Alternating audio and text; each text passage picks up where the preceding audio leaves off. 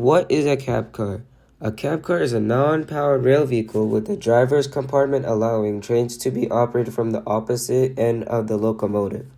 Meaning that these cab cars, are powered by the locomotives at the other end of the train. So their function is basically that the remote controls the locomotive on the opposite end. So meaning they do signals to the locomotive on the opposite end of the train, making the locomotive pushing the train to wherever they're going. Cab cars have a lot of controls, but not as many controls as the locomotive.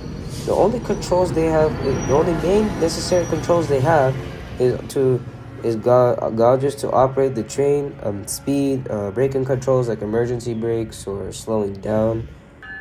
Like I said, they provide signals too, with the ditching lights and the horns and the bells. Let's get to the main part. How do cab cars get pushed by the locomotive? Well, there's something called jumper cables, which go from in between each coach between each coach, and then those multiple jumper cables end up leading to the engine. With those jumper cables, the engine gets the signals to push the train. What do cab cars have the ability of? Their ability is to carry passengers, baggages, or mail. Additional information. The historical use of the cab cars, or also known as control cars, the European railways used these in the 1920s, and then they first appeared in the US in the 1960s. Hope you enjoyed the explanation, guys. It was really short. It's easy to explain. It's nothing too deep, nothing too much. For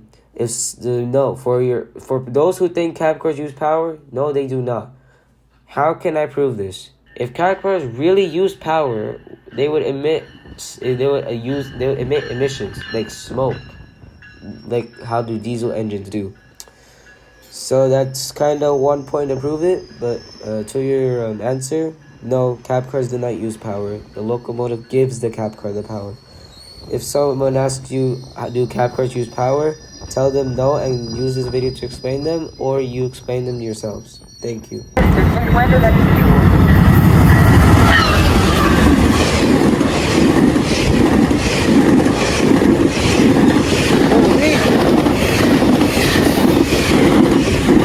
Man's fast.